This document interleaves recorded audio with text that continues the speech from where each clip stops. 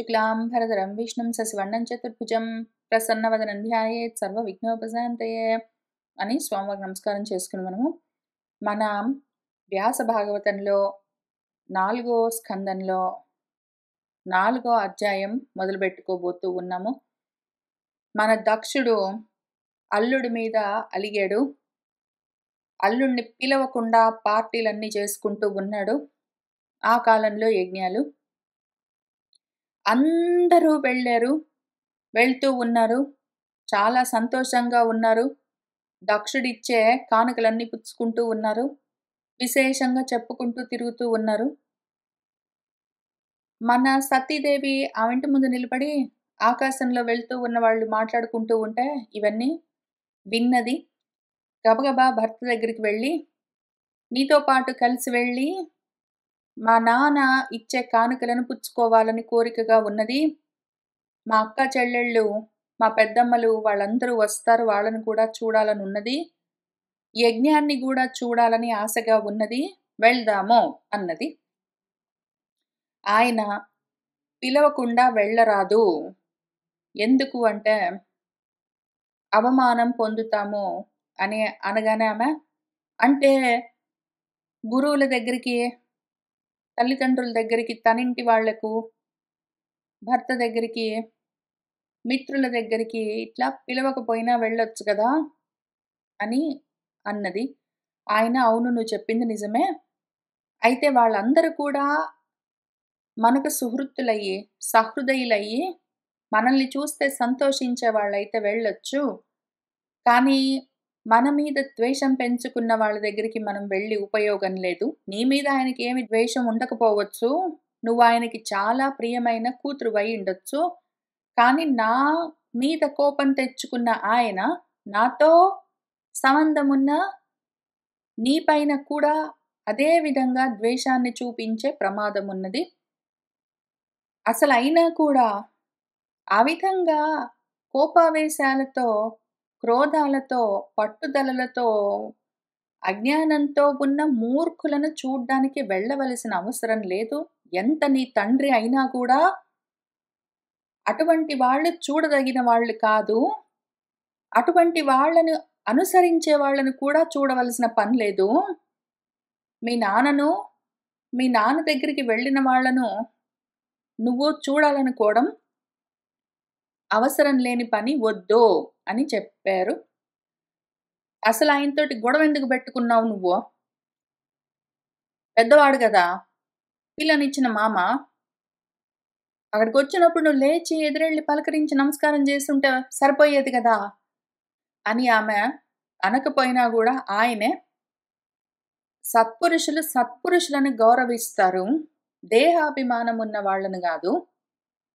పైగా నేను నా హృత్కమలంలో వాసుదేవుణ్ణి దర్శిస్తూ ఉంటాను. హృదయము, చిత్తం అంటేనే వసుదేవము.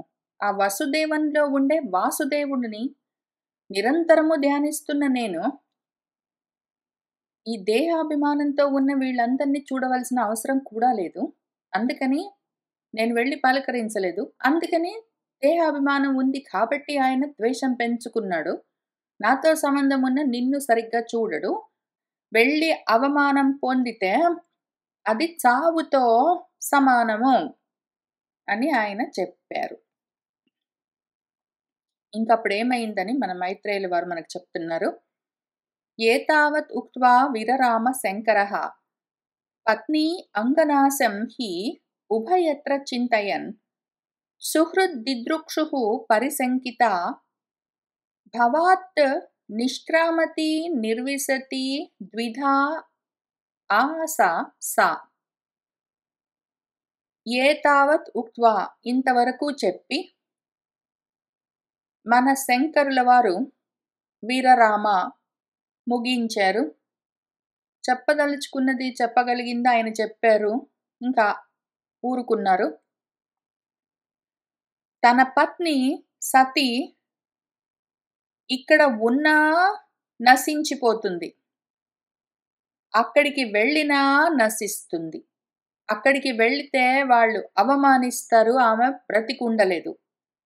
ఇక్కడ ఉంటే వెళ్ళాలన్న కోరికతో రగిలిపోతూ ఉన్నది. ఆమె వాళ్ళని చూడకుండా ఉండలేదు. కాబట్టి ఆమెకు ఉండడం అన్నది ఇంకా అవకాశం లేదు. ఆమె వెళ్ళిపోతుందింకా. ఉభయత్రా ఆమెకు అంగనాశమే ఉన్నది అని చింతయన్ ఆలోచించుకుంటూ ఉన్నారాయన. జరగబోయేది ఆయనకు తెలుస్తూనే ఉన్నది. మన సతీదేవి ఈలోగా ఆమెకేమో వెళ్ళాలని ఉన్నది. సుహృత్ దిదృక్షుః. సుహృత్తులను తన వాళ్ళను చూడాలన్న ఇచ్చ, కోరిక చాలా ఎక్కువగా ఉన్నది. భవాత్ పరిశంకిత ఈయనేమో రానన్నాడు. ఈయన రావచ్చు కదా! ఏదో ఒకటి గొడవలు అన్నిళ్ళల్లో జరుగుతూనే ఉంటాయి. మామలు, అల్లుళ్ళు అన్ని చోట్ల గొడవలు పడరేంటి? ఇంకా అంత మాత్రానికి ఇంకసలు ఆ ఇంటికే వెళ్ళకుండా బిగ తీసుకొని కూర్చుంటారా? ఈయనైతే రావచ్చు కదా! ఒకవేళ మామ కోపంతో ఏమైనా అంటే ఇప్పుడేమైందక్కడ? కలిసి వెళ్తామంటే రాడు. నువ్వు కూడా వెళ్ళొద్దని చెప్తాడు. ఇప్పుడేం చెయ్యాలి? మా వాళ్ళని చూడాలని కోరిక ఉన్నది అని ఆమె ఆ దువిధలో ఉన్నది, డైలమాలో ఉన్నది. 2 విధాలుగా ఆమె మనస్సు అటు ఇటు పరిగెడుతున్నది. ఆమె మనసుని బట్టి ఆమె నిష్క్రామతి ఇంకా గబగబా బయటికి వెళ్తున్నది వెళ్ళిపోదామని. మళ్ళీ నిర్విస్థితి ఇంట్లోకొస్తున్నది. మళ్ళీ బయటికెళ్తున్నది. మళ్ళీ ఇంట్లోకొస్తున్నది. ఆమెకేం చేయాలో తోచట్లేదు. ఆ రకంగా ఆశ ఉన్నదామె. సుహృద్దిదృక్షా ప్రతిఘాత దున్మనాః స్నేహాత్ రుదతి అశ్రుకళా అతి విహ్వలా భవం భవాని అప్రతిపూరుషం వృషా ప్రదక్ష్యతీవ ఐచ్ఛత జాత వేపద్దు. మన భవాని సుహృత్తులను చూడాలి అంటే, సుహృత్తులను దిదృక్ష చూడాలన్న ఇచ్ఛతో ఉన్నది. ఆ కోరిక ప్రతిఘాతము పని చెయ్యట్లేదు. ఆమె అనుకున్నది నెరవేరేటట్టు లేదు. దాంతో మనసంతా చెదిరిపోయి ఉన్నది. మనసంతా చెడిపోయి ఉన్నది. ఆమెకు మనసు బాగలేదు. స్నేహము పైగా భవుడి పైన ప్రేమ ఉన్నది. సుహృత్తులను చూడాలని కోరిక ఉన్నది. భర్త పైన ప్రేమ ఉన్నది. ఏం చెయ్యాలో తోచట్లేదు. ఇంకా అశ్రుకళ కన్నీళ్లతో రుదతి ఏడుస్తున్నది.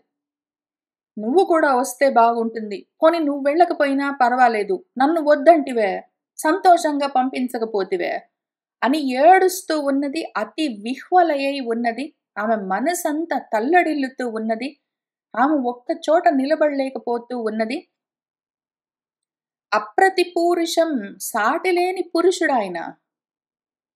ఆయనను వృష రోషంతో, కోపంతో ప్రదక్ష్యతీవ ఇంక కాల్చేస్తున్నట్టు ఐక్షత చూస్తున్నది. కళ్ళతోటే ఆయన్ని కాల్చేస్తున్నట్టు చూస్తున్నది.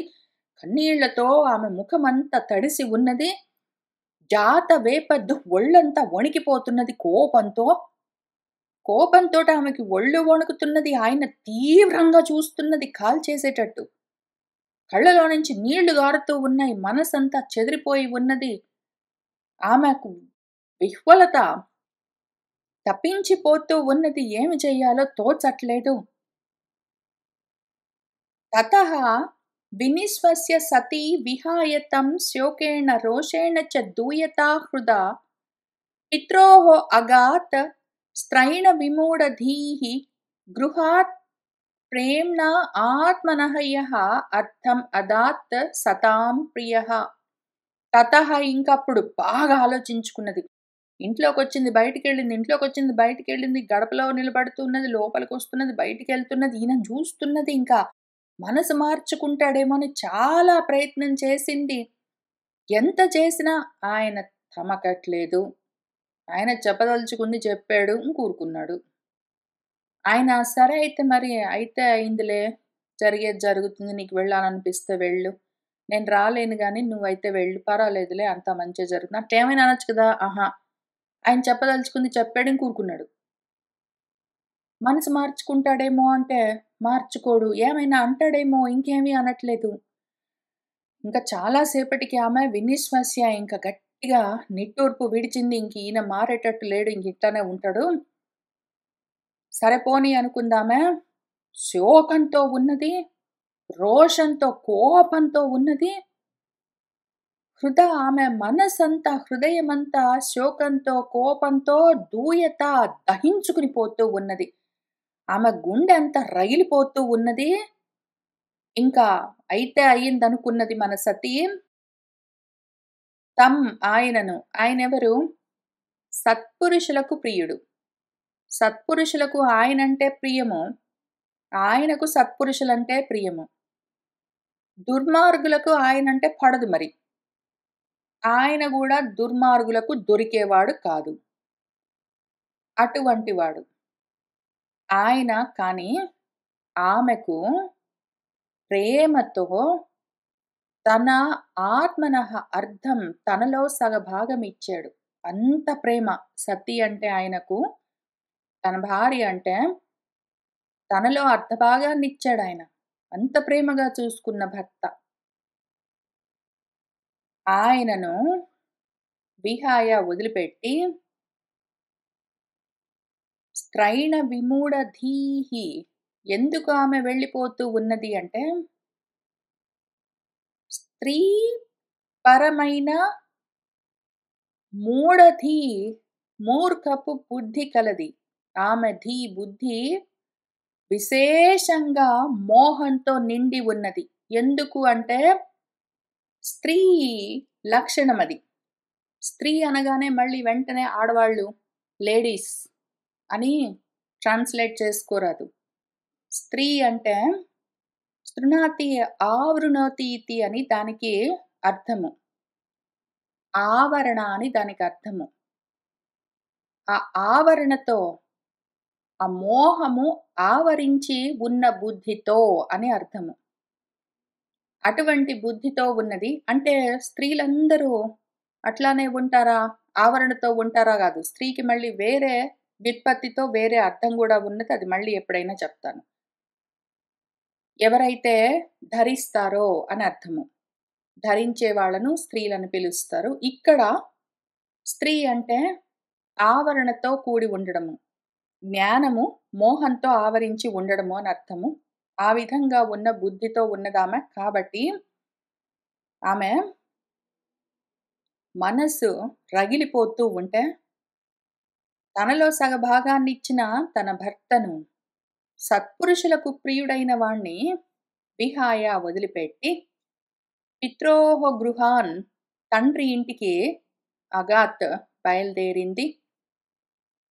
తాం అన్వగచ్చన్ ధృత విక్రమాం సతీం ఏకాం త్రినేత్రానుచరాః సహస్రశః సపార్షద యక్షాః మణిమన్మదాదయః పురో వృషేంద్రాః తరసా గతవ్యధాః లేదా తరసా అగతవ్యధాః.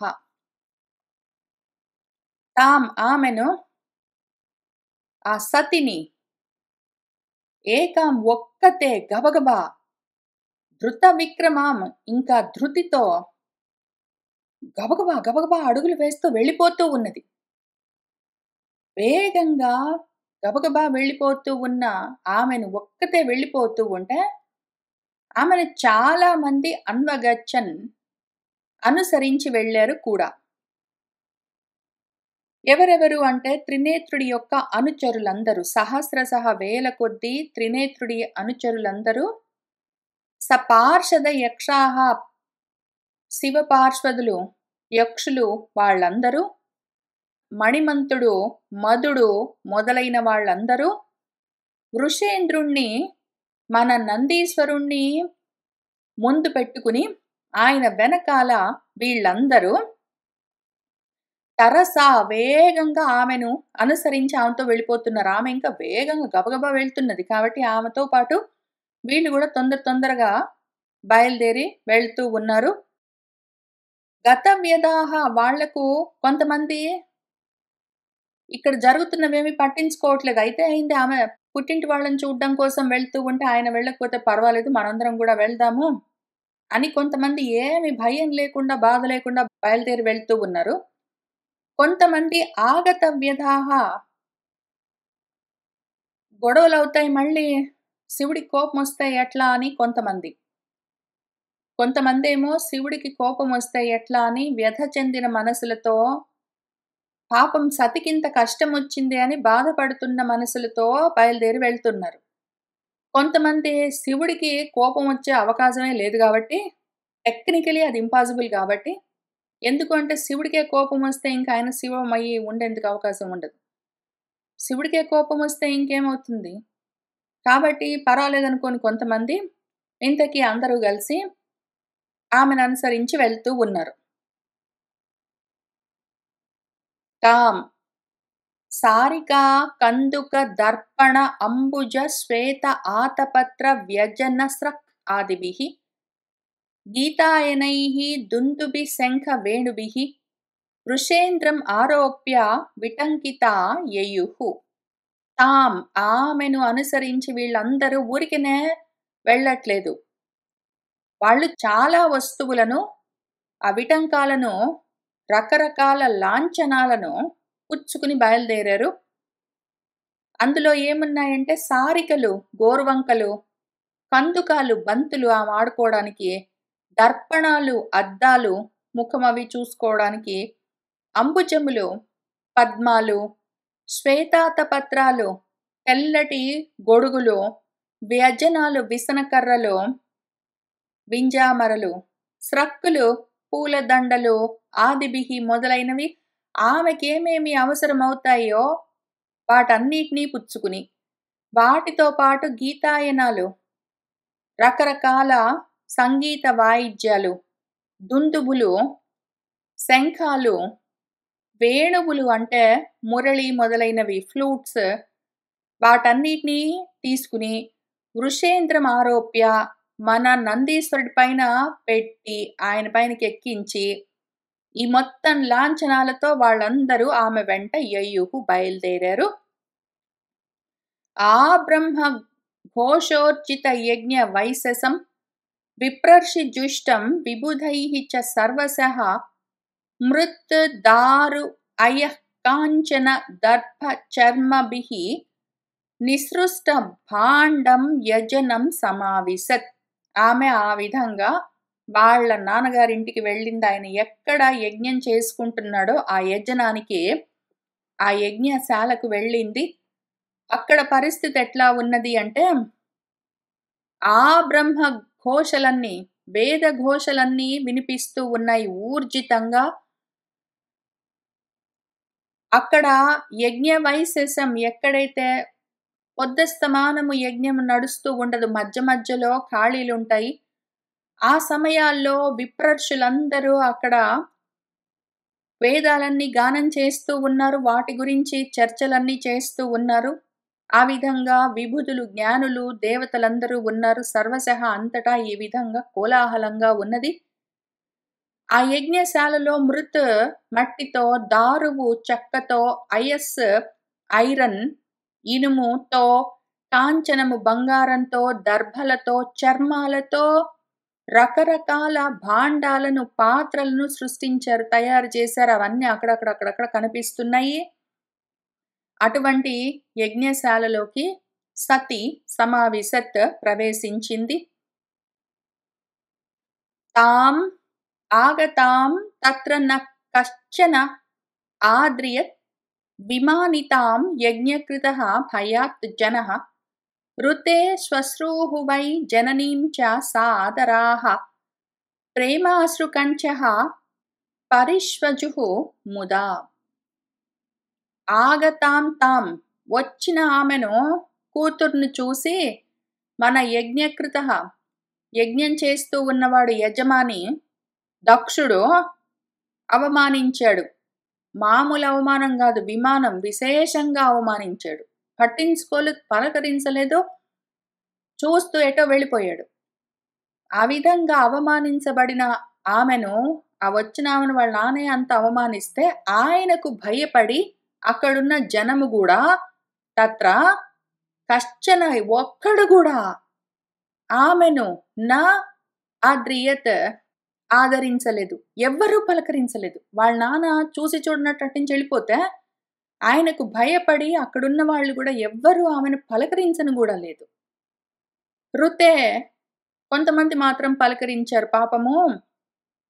శ్వశ్రూహు ఆమె అక్కలందరూ పలకరించారు. జనని వాళ్ళ అమ్మగారు పలకరించింది. మన ప్రసూతి. సాదరంగా వాళ్ళందరూ ఆమెను పలకరిస్తూ, ప్రేమతో కూడిన అశ్రువులు, కన్నీళ్లు కారుస్తూ ఉన్నారు. వాళ్ళ గొంతులన్నీ బొంగురుబోతూ ఉన్నాయి. ఎన్నాళ్లకు చూసాము నిన్ను అని. ముదా చాలా సంతోషంగా ఆమెను పరిషస్వజుహు ఆలింగనం చేసుకున్నారు. సౌందర్య సంప్రశ్న సమర్థ వార్తయా మాత్రా చ మాతృశ్వశ్రుభిః చ సాదరం దత్తాం సపర్యాం వరం ఆసనం చ సా న ఆదత్త పిత్రా అప్రతినందిత సతీ. మన సతీ సా ఆమె పాపము మాత్ర తల్లి చేత మాతృశ్వశ్రుభిః వాళ్ళ పెద్దమ్మలు దేవహూతి ఆకూతి వాళ్ళ చేత సాదరంగా పలకరించబడ్డది. ఆకూతి దేవహూతి వాళ్ళు వాళ్ళమ్మ ప్రసూతి ముగ్గురు చాలా ఆదరంగా ఆమెతో మాట్లాడుతూ, ఆమె సోదరులు కూడా, ఆమె అక్కలందరూ కూడా కుశల ప్రశ్నలు వేస్తూ ఉన్నారు. వార్తలన్నీ అడుగుతూ ఉన్నారు. పలకరిస్తూ ఉన్నారు. వాళ్ళు ఆ విధంగా ఆమెను ఎంతో ఆదరించి సపర్యలన్నీ చేస్తూ, మంచినీళ్ళు కావాలా, ఆకలేస్తుందా, ఏమైనా తింటావా, అలసిపోయావా అని ఆ రకంగా ఆమెకు కావలసిన సేవలు చేస్తూ ఉంటే కూడా, వరమైన శ్రేష్టమైన ఆసనాన్ని ఇచ్చి ఇక్కడ కూర్చో అని కూర్చోబెట్టి విసన కర్రతో విసురుతూ అవన్నీ సేవలు చేసినా కూడా, ఆ విధంగా దత్తాం ఇవ్వబడ్డ వాటన్నిటినీ ఆమె మన సతీ నా దత్త పుచ్చుకోలేదు. ఆమెకి తీసుకోబుద్ధి అవ్వలేదు. ఎందుకు అంటే, వీళ్ళు మాత్రమే పలకరిస్తున్నారు. వాళ్ళ నాన్న ఏ రకమైన ఆదరణ చూపించలేదు. ఈమెను చూసి వచ్చిందే అన్న ఆనందం లేకుండా ఎటో మొహం తిప్పుకొని వెళ్ళిపోతే పలకరించకుండా, వాళ్ళ అమ్మ ఇచ్చే కానుకలని, సపర్యలను పుచ్చుకోబుద్ధి అవ్వలేదు ఆమెకు. అరుద్రభాగం తమవేక్ష్య చ అధ్వరం పిత్రా చ దేవే కృతహేళనం విభౌ అనాదృతా యజ్ఞ సదసి అధీశ్వరి చుకోప లోకాన్నివ దక్ష్యతి రుషా. మన సతీ అధీశ్వరి ఆమె. అధీశ్వరి అయి ఉండి కూడా, ఈశ్వరి అయి ఉండి కూడా ఇప్పుడు యజ్ఞ సదస్సుల చేత అనాదరించబడ్డది. పైగా ఆమె తండ్రి ఆ దేవుడు, మహాదేవుడు, విభుడు ఆయనని హేళన చేస్తూ ఉన్నాడు, అవమానిస్తూ ఉన్నాడు. పైగా అక్కడ జరుగుతూ ఉన్నది అరుద్రభాగమైన అధ్వరము, నిరీశ్వర యాగము. ఈశ్వరుడికి భాగం ఇవ్వకుండా చేసుకుంటూ ఉన్న యజ్ఞము. ఇవన్నీ అవేక్ష చూసిందామె. చూసి రుష రోషంతో లోకాన్ని దక్ష్యతీవ, లోకాన్ని మొత్తాన్ని దహించి వేస్తూ ఉన్నట్టుగా చుకోప కోపించింది. ఆమె కోపానికి లోకాలన్నీ కాలిపోతాయా అన్నట్టుగా ఉన్నదక్కడ. జగర్హ సా అమర్ష విపన్నయా గిరా శివద్విషం ధూమపథశ్రమ స్మయం స్వతేజసా భూతగణాన్ సముద్ధితాన్ నిగృహ్య దేవి జగతః అభిశృణ్వతః. మన దేవి సతీదేవి సా ఆమె అమర్ష విపన్నయా గిరా, కోపంతో తడబడుతున్న మాటలతో ఆ శివద్వేషిని చూస్తూ, దక్షుణ్ణి చూస్తూ, ధూమపదంలో శ్రమిస్తూ కర్మలు చేసుకుంటూ గర్విస్తూ ఉన్న దక్షుడితో, ఈలోగా ఇదంతా చూసి అక్కడ ఉన్న భూతగణాలందరూ లేచారింకా. ఇంత అన్యాయం జరుగుతుంటే చూడలేక సతీదేవిని అవమానిస్తుంటే వాళ్ళు ఏదో చేసేద్దామని బయలుదేరుతుంటే స్వతేజస వాళ్ళందరినీ నిగృహ్య ఆపేసింది. వాళ్ళ సైడ్ చూసింది, వాళ్ళు ఆగిపోయారు. ఇంక మన దేవి అంత గర్వంతో ఉన్నవాడు, శివుణ్ణే ద్వేషించేంత పొగరుతో ఉన్నవాడిని చూసి కోపంతో తడబడుతున్న మాటలతో జగతః అభిశృణ్వతః అందరూ వింటూ ఉండగా ఆయన్ని దక్షుణ్ణి జగ్గర్హ బాగా తిట్టింది, చాలా నిందించింది. ఆమె ఏమనింది అని ఇక్కడి నుంచి చూసుకుంటూ వెళ్దాము. మన దేవి ఈ విధంగా ఉవాచ. నయస్య లోకే అస్తి అతిశాయనః ప్రియః తథా అప్రియః దేహభృతాం ప్రియాత్మనః తస్మిన్ సమస్త ఆత్మని ముక్తవైరకే ఋతే భవంతం కథమః ప్రతీపయేత్. యస్య ఎవరికైతే ఈ లోకంలో అతిశాయనః నాస్తి, ఎవరైతే ఈయన కన్నా అధికుడు గాని ఈయనకు సమానుడు గాని అసలు ఈ లోకంలోనే లేడో, ఎవరికైతే ప్రియాప్రియులు లేరో, ఎవరైతే దేహదారులకు ప్రియమైన ఆత్మ అయి ఉన్నాడో, అటువంటి సమస్తాత్ముడు జగదాత్ముడు వైరమన్నది లేనివాడు శివుడు, ఆయన పట్ల భవంతం ఋతే నువ్వుగాక కథమః ఇంక ఎవడైనా ప్రతీపయేత్ పగలు ప్రతీకారాలు పెంచుకుంటాడా? ప్రియాప్రియులన్నది లేదు, అందర్నీ సమంగా చూసేవాడు సముడు, దేహదారులకు ప్రియుడు, ఆయన్ని మించిన వాళ్ళు అసలు ఈ లోకంలోనే లేరే. ఆయనకి ఎవ్వరిపైన వైరం లేదే. అటువంటి జగదాత్ముడి పైన నువ్వు వైరాన్ని పెంచుకుంటావా? నువ్వు కాక అసలు ఇంకెవడైనా అట్లా చేస్తాడా? దోషాన్ పరేషాం హి గుణేషు సాధవః గృహ్ణంతి కేచిత్ న భవాదృశాః ద్విజ గుణాంశ్చ ఫల్గూన్ బహుళీకరిష్ణవః మహత్తమాః తేషు అవిదత్ భవాన్ అఘం. ఓ ద్విజుడా, గొప్ప జ్ఞానిని అనుకుంటున్నావు గదు. సాధువులెవరో మహాత్ములెవరో చెప్తాను విను. సాధవః సాధువులు పరుల యొక్క గుణాలలో దోషాలను కేచిత్ ఏమాత్రం న గృహ్ణంతి పట్టుకోరు. సాధువులు సన్మార్గంలో ఉన్నవాళ్ళు పరులయందు పరులలోని గుణాలలో దోషాలను చూడరు. అట్లానే మహత్తములు మహాత్ములు పరులయందు ఫల్గు అల్పమైన గుణాలు ఉన్నా కూడా, కొద్దిపాటి గుణాలు ఇతరులలో కనిపిస్తే కూడా బహుళీకృతం చేసి గొప్పగా కలుస్తారు. మహాత్ములు ఎట్లా ఉంటారంటే ఇతరులలో దోషాలను చూడరు, ఇతరులలో ఉన్న కొద్ది గుణాలైనా సరే గొప్పగా చూస్తారు. ఇటువంటి లక్షణాలు భవాదృశాహన నీ వంటి వాళ్లలో ఉండవు. నీలాంటి వాళ్ళు ఏం చేస్తారు? దీనికి ఆపోజిట్ గా చేస్తారు. ఇతరులలోని దోషాలను మాత్రం చూస్తారు, ఇతరులలోని గుణాలను మాత్రము తక్కువ చేసి మాట్లాడతారు, ఇతరులలోని దోషాలను బాగా ఎక్కువగా పెంచి చెప్తారు, ఇతరులలోని గుణాలను మాత్రం ఏమాత్రం పట్టించుకోరు. ఇటువంటి బుద్ధితో ఉన్న నువ్వు తేషు ఆ మహాత్ముల పట్ల చేసిన ద్రోహానికి భవాన్ మీరు అఘం అవిదత్ గొప్ప పాపాన్ని మూటగట్టుకున్నారో. నా ఆశ్చర్యం ఏతత్ యత్ అసత్సు సర్వదా మహత్ వినిందాః కుణపాత్మవాదిషు శేర్ష్యం మహాపూరుష పాద పాంసుభిః నిరస్త తేజస్ తత్ ఏవ శోభనం.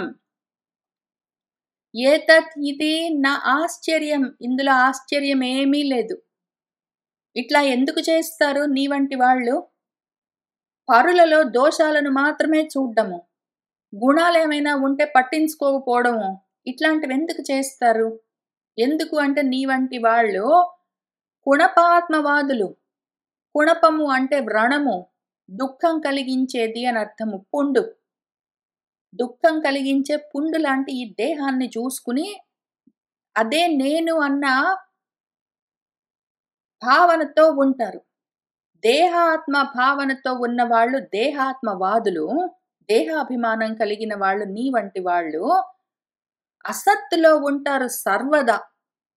వాళ్ళేం చేస్తారు?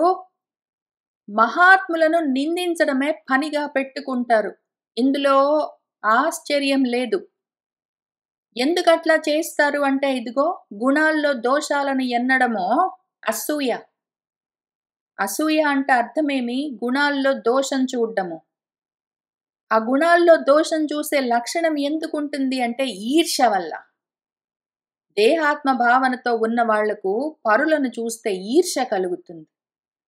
ఆ ఈర్ష్యతో, అసూయతో, ఈసును అసూయ, ఈర్ష్యతో అసూయతో వాళ్ళు మహాత్ములను నిందిస్తారు. ఎందుకంటే మహాత్ముల్లో ఉన్న మహత్తును చూస్తే వీళ్లకు ఈర్ష్య కలుగుతుంది. కాబట్టి వాళ్ళను తక్కువ చేసి చెప్తే వీళ్ళకి నేను గొప్పవాణ్ణి అన్న ఫాల్స్ సాటిస్ఫాక్షన్ కలుగుతుంది. ఎందుకంటే వీళ్ళు ఫాల్స్ ఈగోతోటి ఉంటారు కాబట్టి.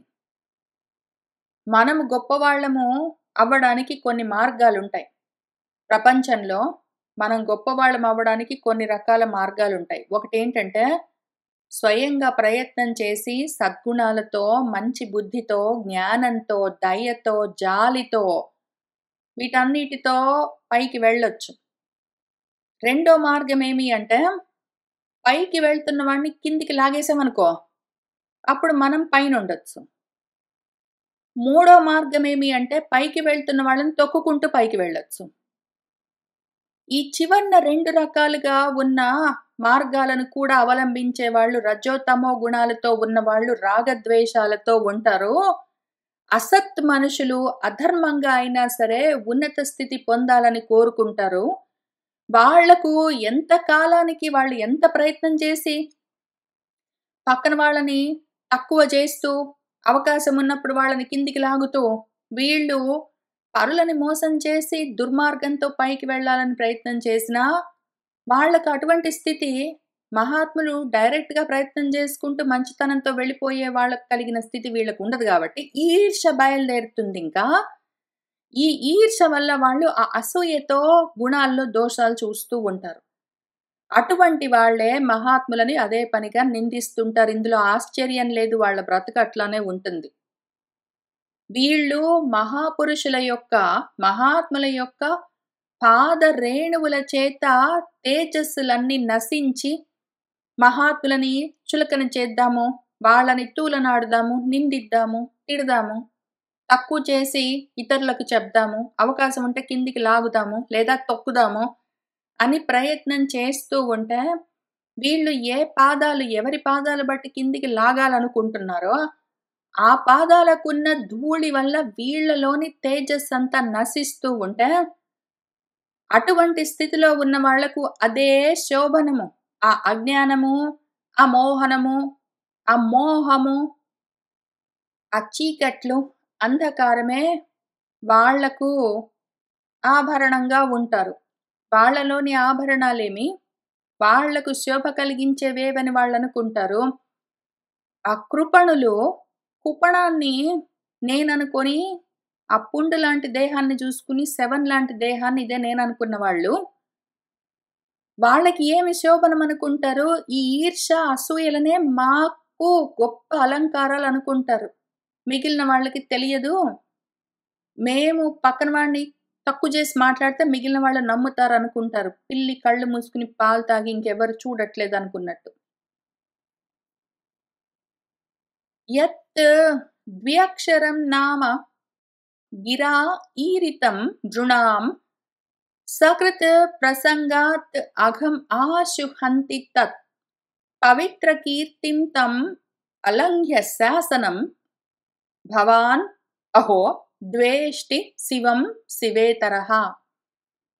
యత్ ఏదైతే ద్వ్యక్షరం నామమున్నదో, 2 అక్షరాల పేరు శివ అని, ఆ నామాన్ని గిరా వాక్కుతో ఏ మనుషులు ఈరితం అంటారో, మనుషులు శివ అన్నంత మాత్రం తోటే సకృత్ ఒక్కసారన్నా చాలు, ఆ ప్రసంగంతోటి శివ అనే మనసుకు తగులుకునే, మనస్సులో నిజంగా భావన చేస్తూ ఆ ప్రసంగంతో ఒక్కసారైనా శివ అని అనగలిగితే, ఇంకా నామము ఆశు వెంటనే తత్ వాళ్ళలోని అఘం ఆ చీకట్లను హంతి లేకుండా చేస్తుంది, తొలగిస్తుంది. అటువంటి పవిత్ర కీర్తి కలిగిన వాడు, అలంఘ్య శాసనుడు ఆయన, సర్వానుల్లంఘ్య శాసనుడు. ఆయన శాసనాన్ని అధిగమించగలిగిన వాడు లేడు. అటువంటి వాణ్ణి, ఆ శివుణ్ణి ఎవరు ఇక్కడ ద్వేషిస్తున్నది అంటే, శివేతరుడివైన, అశివమైన, అమంగళకరుడివైన భవాన్. ఓహో, మీరు ద్వేషిస్తున్నారు. ఓహో, ఎవరిని మీరు ద్వేషిస్తున్నది? అమంగళమైన మీరు మంగళాన్ని ద్వేషిస్తున్నారు. ఓహో, యత్ పాద పద్మం మహతాం మనః అలిభిః నిషేవితం బ్రహ్మరస ఆసవ అర్ధిభిః లోకస్య యత్ వర్షతి చ ఆశిషః అర్ధినః తస్మై భవాన్ దృహ్యతి విశ్వబంధవే. ఏ పాద పద్మాన్నైతే బ్రహ్మరసం కావాలని, ఆ ఆసవము బ్రహ్మానందం కావాలి, బ్రహ్మానంద రసం కావాలని అర్థించేవాళ్ళు మహాత్ములు, వాళ్ళ మనస్సులన్న అలిబిహి తుమ్మెదలతో నిత్యము ఆ పాద పద్మంలోని బ్రహ్మానంద రసాన్ని సేవిస్తూ ఉంటారే. పోని వీళ్ళు ధ్యాన మార్గంలో ఆత్మ సాధన చేసుకుంటున్న వాళ్ళు, బ్రహ్మానంద రసాన్ని కావాలని ఆస్వాదన చేస్తూ ఉన్నవాళ్ళు ఆయన పాద పద్మాలను హృత్కమలంలోనే చేరుతారు. వీళ్ళుంటారు ప్రపంచ మార్గంలో ఉన్నవాళ్ళు. ఈ అర్థులు కూడా ప్రార్థనలన్నీ చేసేవాళ్ళు, ఏవో ఆశిషః ఏవో కోరికలతో ఉన్నవాళ్ళు ఆయన పాద పద్మాలను చేరి కోరుకుంటే, ఆ లోకంలోని మనుషులు, ఆ లోకమంతా కూడి వచ్చి ఎన్ని కోరికలు కోరినా సరే వర్షంలాగా కురిపించగలిగిన వాడు. అటువంటి పాద పద్మాలైనవి.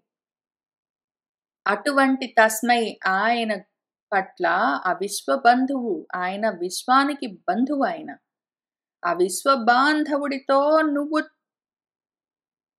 ద్వేషం పెంచుకుంటావా? ఆయనకి ద్రోహం చేస్తావా? ఆయన పట్ల అపరాధం చేస్తావు గదు. కిం వా శివాఖ్యం అశివం న విదుః త్వత్ అన్యే బ్రహ్మాదయః తం అవకీర్య జటాః శ్మశానే తత్ మాల్య భస్మ నృకపాలి అవసత్ పిశాచైః ఏ మూర్ధభిః దధతి తచ్చరణావసృష్టం. ఆయన నువ్వేమన్నావు? శివుడు అన్న పేరుతో ఉన్న అశివమీన అన్నావు గదు. అప్పుడు వాళ్ళు ప్రజాపతులు చేసుకుంటున్న సత్రయాగం దగ్గరికి వెళ్ళినప్పుడు శివుణ్ణి చూసి ఆయన నువ్వేమన్నావు? శివుడన్న పేరు పెట్టుకున్న అశివుడినా, అమంగళకరుడన్నావు గదు. నీకొక్కడికే తెలిసిందేంటి ఆయన అమంగళకరుడని? ఆయన మంగళము అని పేరు పెట్టుకున్న అమంగళకరుడు అని నీకొక్కడికేనా తెలిసింది? అక్కడ చాలా మంది ఉన్నారు. ఇంకేమన్నావు నువ్వు?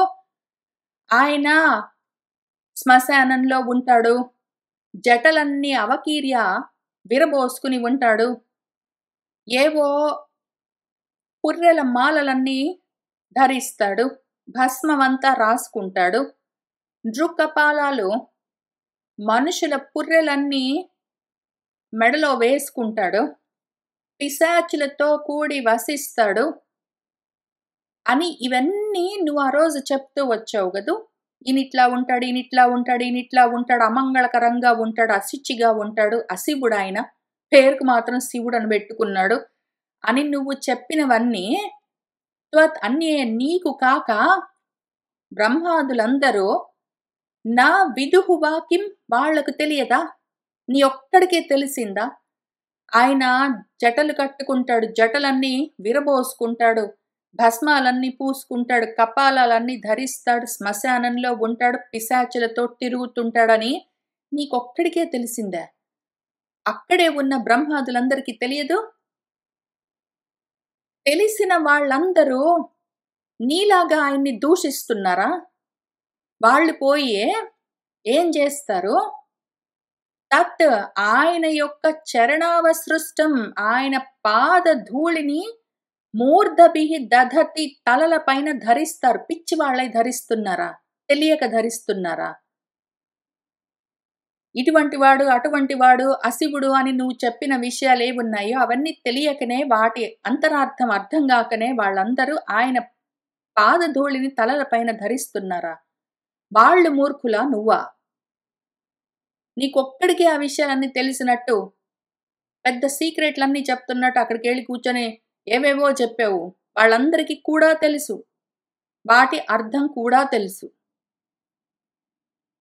కర్ణౌ పిధాయ నిరయాత్ యత్ అకల్పః ఈశే ధర్మ అవితరి అశ్రుణిభిః నృభిః అస్యమానే చింద్యాత్ ప్రసహ్య రుసతీం అసతీం ప్రభుః చేత్ జిహ్వాం అసూనపి తతః విసృజేత్ సహ ధర్మః. ధర్మ అవితరి, ధర్మాన్ని కాపాడేవాడు, ధర్మానికి రక్షకుడైన వాడు ఈశ్వరుడు. ఆయన పట్ల ఎవరైనా సరే అశ్రుణిభిః అడ్డు అదుపు లేకుండా అస్యమానే ఉన్నవి లేనివి మాట్లాడుతూ ఉంటే, ఆయన్ని నిందిస్తూ దూషిస్తూ ఉంటే అక్కడ ఉన్నవాళ్ళు 3 పనులు చెయ్యొచ్చు. ఒక్కటి, యత్ అకల్పః వాడికంత శక్తి లేకపోతే, వాడికి చేతగాకపోతే ఇంకేమి చేయడానికి, ఇంకప్పుడు కర్ణౌ పిధాయ చెవులు మూసుకుని నిరయాత్ అక్కడి నుంచి లేచి వెళ్ళిపోవాలి. శివనింద చేస్తూ ఉంటే ఆ నిందిస్తున్న వాణ్ణి ఏమీ చేయలేకపోతే, వాణ్ణి ఆపలేకపోతే, అడ్డు అదుపు లేకుండా అక్కడ నిలబడి శివదూషణ చేస్తూ ఉన్న వాణ్ణి ఏమీ చేయలేక ఆపలేకపోతే, అంత శక్తి లేకపోతే కనీసం చెవులు మూసుకుని అక్కడి నుంచి లేచి వెళ్ళిపోవాలి. లేదా రెండో అవకాశము, ప్రభుః చేత్ అంత శక్తి ఉంటే, చెయ్యగలిగితే అసతీం రుసతీం అసత్వాక్యాలని చెప్తూ ఉన్నవాడెవరున్నాడో, తప్పుగా మాట్లాడుతూ ఉన్నవాడు, దూషిస్తూ ఉన్నవాడెవడున్నాడో వాడి యొక్క జిహ్వను, నాలుకను ప్రసహ్య పట్టుకుని బయటికి లాగి చింద్యాత్ నరికేయాలి. ఒకవేళ చేతగాకపోతే లేచి అక్కడి నుంచి వెళ్ళిపోవాలి చెవులు మూసుకుని. చేతనైతే వాడి నాలుకనైనా కోసేయాలి.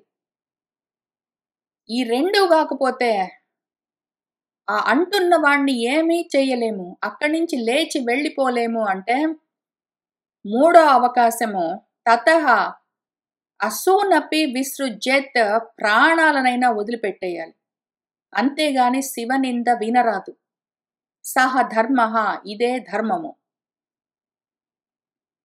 అతః తవ ఉత్పన్నం ఇదం కళేవరం న ధారయిష్యే శితికంఠ గర్హిణః జగ్ధస్య మోహాత్ హి విశుద్ధిం అంధసః జుగుప్సితస్య ఉద్ధరణం ప్రచక్షతే. అతః కాబట్టి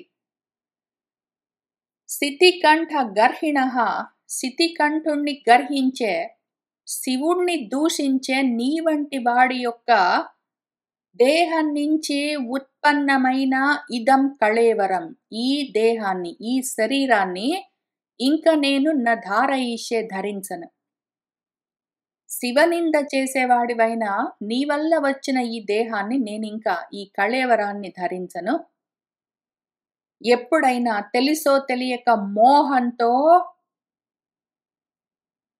జగ్ధస్య తిన్న అంధసహ అన్నమేమున్నదో దాన్ని, ఆ జుగుప్సితమైన అన్నం ఒకవేళ మోహం వల్ల తినవలసి వస్తే తెలియక తింటే దాన్నెట్లోకట్లా అరిగించుకోవడం గాదు. తస్య ఉద్ధరణం దాన్ని వాంతి చేసుకోవడమే మంచిది, విశుద్ధి అని చెప్తారు. తెలియక విషాహారాన్ని భుజిస్తే ఏం చేస్తాము? బలవంతంగా దాన్ని కక్కడానికి ప్రయత్నం చేస్తాము. ఏదో విధంగా అరిగించుకోవడానికి ప్రయత్నం చెయ్యము. లోపలికి ఒకవేళ విషాహారం వెళ్తే, విషాన్నం వెళ్తే దాన్ని కడుపులో నుంచి వాంతైనా చేసుకుని శుద్ధి చేసుకుంటాం కడుపును. అట్లానే నేను గూడా ఇంక ఈ దేహాన్ని వదిలిపెట్టేస్తాను. నా వేదవాదాన్ అనువర్తతే మతిః స్వేయేవ లోకే రమతః మహామునేః యథా గతిః దేవమనుష్యయోః పృథక్ స్వేయేవ ధర్మే న పరం క్షిపేత్ స్థితః. స్వే ఏవ లోకే రమతః, ఆత్మలోనే రమించే వాళ్ళు మహామునులు ఎవరుంటారో అటువంటి వాళ్ళ మనసులు వేదవాక్యాలను పట్టుకుని నా అనువర్తతే ప్రవర్తించవు. నువ్వు అడగలేదు నన్ను, నేను మామను గదా, నన్నెందుకు ఆయన గౌరవించలేదు, అందుకే నాకు కోపం వచ్చి తిట్టాను.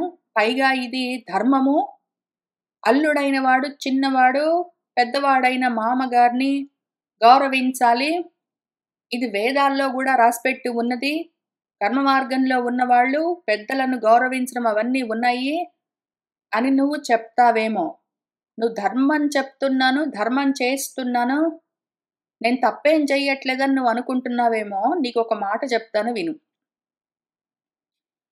స్వాత్మానందాన్ని అనుభవిస్తున్న వాళ్ళు, తమలో తాము రమిస్తూ ఉన్న వాళ్ళు ఎవరున్నారో వాళ్ళింకా వేదం చెప్పిన వాక్యాలను పట్టుకుని అందులో ఉన్న మార్గాలను, కర్మ మార్గాలను, కర్మ ఉపాసన జ్ఞాన మార్గాలను వాటిని వీటిని ఆచరించరు.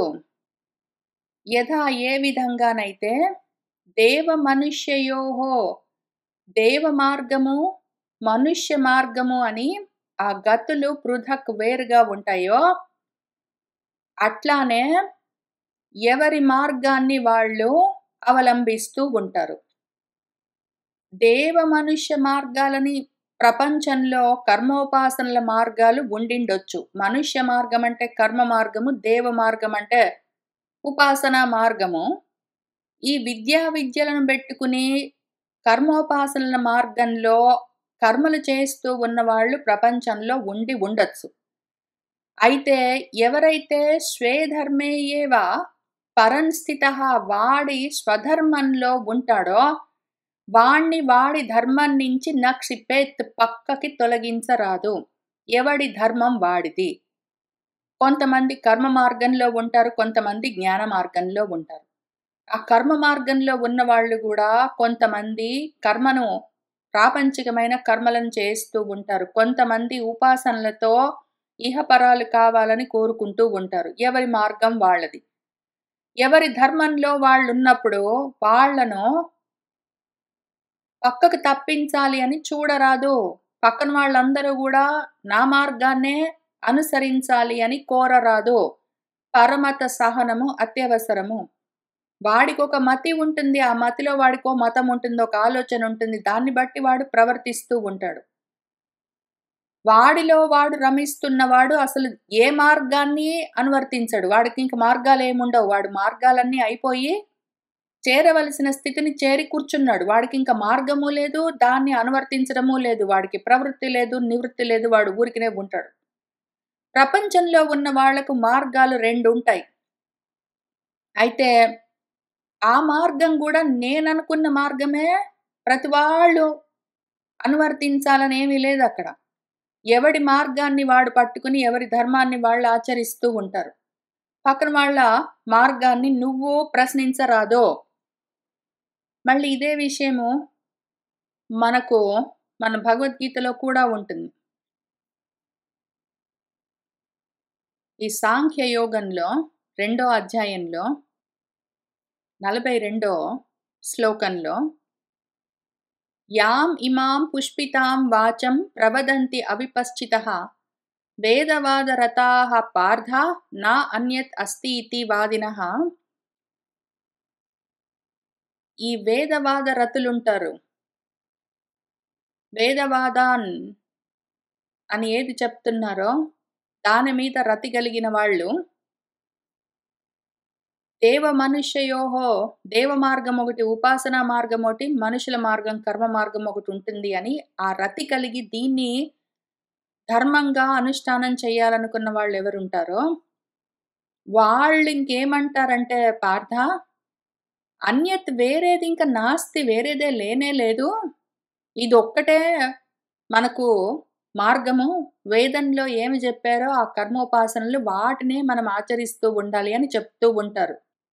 అటువంటి ఆలోచనలతో ఉన్నవాళ్ళు వాళ్ళ కర్మలు వాళ్ళు వాళ్ళకి అర్థమైనట్టు ధర్మంగా చేసుకుంటూ వెళ్తూ ఉంటే వాళ్ళని మనం కన్‌ఫ్యూజ్ చెయ్యరాదు అని మళ్ళీ 3వ అధ్యాయంలో కర్మయోగంలో 26వ శ్లోకంలో ఏం చెప్పారంటే ఆ కర్మలు చేసుకునే వాళ్ళుంటారు. నా బుద్ధిభేదం జనయేత్ అజ్ఞానాం కర్మసంగినాం జోషయేత్ సర్వకర్మాణి విద్వాన్ యుక్తః సమాచరన్. కర్మలతో కూడి ఉన్న వాళ్ళు అజ్ఞానులుంటారు. వాళ్ళలో భేద బుద్ధిని మనము కలిగించరాదు. వాళ్ళ ధర్మం వాళ్ళు ఏదో చేసుకుంటూ ఉంటే వాళ్ళను నక్షిపేత్ మనము వాళ్ళలో భేద బుద్ధిని న జనయేత్ అని మన సతీదేవి కూడా ఇక్కడ అదే చెప్తూ ఉన్నది. అందరూ వేదాల్లో చెప్పిన విధంగా విధి నిషేధాలను పాటిస్తూ ధర్మాధర్మాలనుకుంటూ కర్మలు చేస్తూ పూజలతో, యజ్ఞాలతో, వ్రతాలతో, ధర్మాలతో, దానాలతో ఉండాలని లేదు. ప్రవృత్తి నివృత్తి మార్గంలో ఉన్నవాళ్ళు, కర్మజ్ఞాన మార్గంలో ఉన్నవాళ్ళు మళ్ళీ కర్మలో గూడా కర్మోపాసనలను బెట్టుకుని ఇటో అటో ప్రయత్నాలు చేసుకుంటారు. అవన్నీ వేదాల్లో ఉంటాయి, అవును. కానీ ఎవరైతే ఆత్మరతితో ఉంటారో, స్వాత్మతో వాళ్ళు రమిస్తూ ఉంటారో వాళ్ళకింక కర్మలన్నీ ఆగిపోతాయి. మార్గాలన్నీ ఉండవలసిన అవసరం లేదు. అసలు ఉన్నదంతా ఒకటే, అది వాళ్ళే. ఇవన్నీ తెలుసుకుని ఎవరి మనస్థితి ఎక్కడ ఉన్నది అని అర్థం చేసుకుని మనము వ్యవహరించవలసి ఉంటుంది. నేను కర్మ మార్గంలో ఉన్నాను. ఉన్న ప్రవృత్తి నివృత్తి మార్గాల్లో కర్మ, జ్ఞాన మార్గాల్లో జ్ఞానం పక్కన పెట్టి, నివృత్తి పక్కన పెట్టి ప్రవృత్తి మార్గంలో ఉంటాను. కర్మ మార్గంలో ఉంటాను. ఆ కర్మలో గూడా ఏదో దేవ మార్గమో, మనుష్య మార్గమో పట్టుకుంటాను. ఇప్పుడు నేను ఏ మార్గాన్ని పట్టుకున్నానో మిగిలిన వాళ్ళు గూడా అదే మార్గాన్ని అవలంబించాలి. నేనెట్లా బిహేవ్ చేస్తానో వాళ్ళట్లనే బిహేవ్ చెయ్యాలి అంటే దాని పేరు అజ్ఞానం. అది మోహం. చెయ్యరాదు, తప్పు అని చెప్తున్నది. కర్మ ప్రవృత్తంచ నివృత్తమపి ఋతం వేదే వివిచ్య ఉభయలింగం ఆశ్రితం విరోధి తత్ యోగపదైకకర్తరి ద్వయం తథా బ్రహ్మణి కర్మ నర్చతి. ఋతం అవును, నిజమే. వేదంలోనే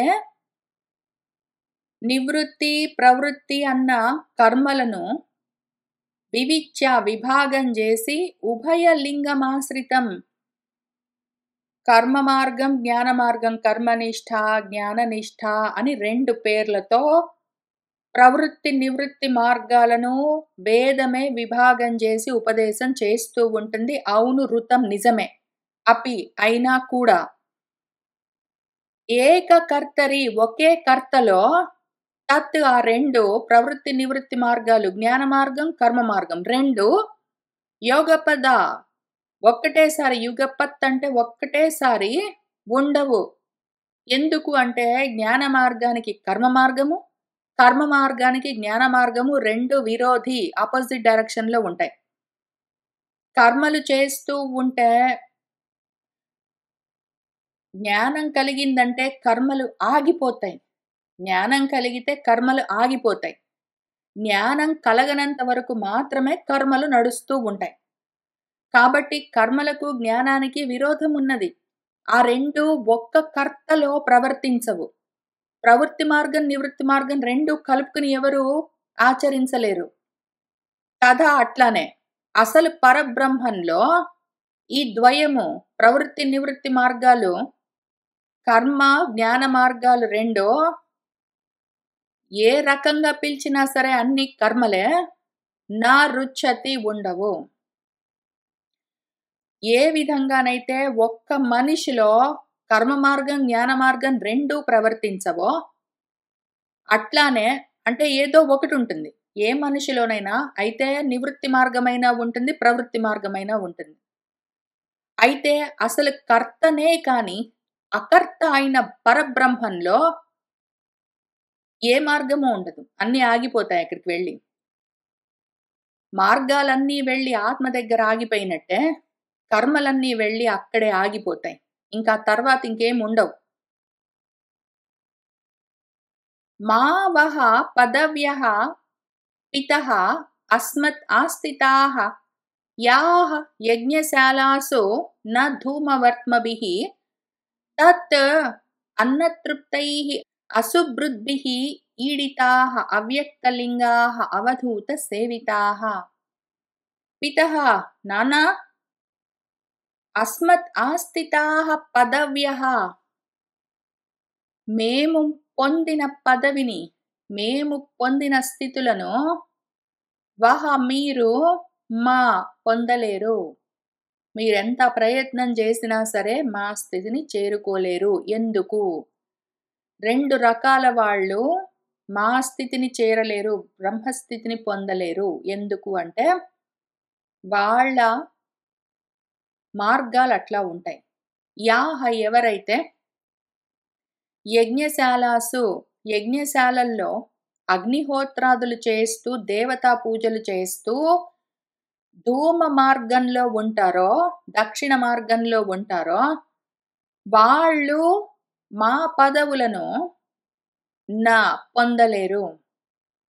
అట్లానే తత్ ఈ ఉపాసన మార్గంలో ఉన్న వాళ్ళే కాక, అన్నతృప్తైః అనుభవాలతో తృప్తి పొందుతూ, అసుభృద్భిః అశువులు ప్రాణాల మీద తీపితో కర్మలు చేస్తూ ఉన్న కర్మ మార్గంలోని వాళ్ళు కూడా మా పదవులను పొందలేరు. మరి ఎవరికి కలుగుతుందిది అంటే అవ్యక్తలింగాః దానికి గుర్తులేమీ ఉండవు. ఆత్మను తెలుసుకోవడానికి ఏ చిహ్నాలు ఉండవు. అది ఆ ఆత్మను ఎవరు కోయలేరు, దాన్ని కాల్చలేరు, దాన్ని ఎండగట్టలేరు. ఇక్కడ మళ్ళీ చాలా అందంగా చెప్తారాయన.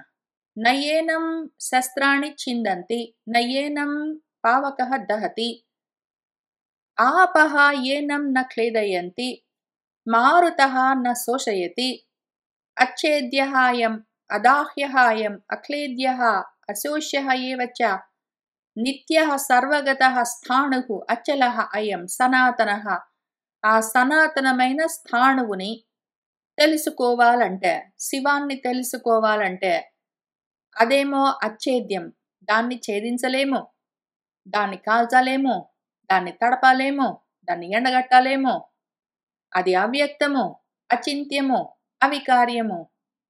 ఇంక దీన్ని తెలుసుకోవడానికి వేరే మార్గమే లేదు.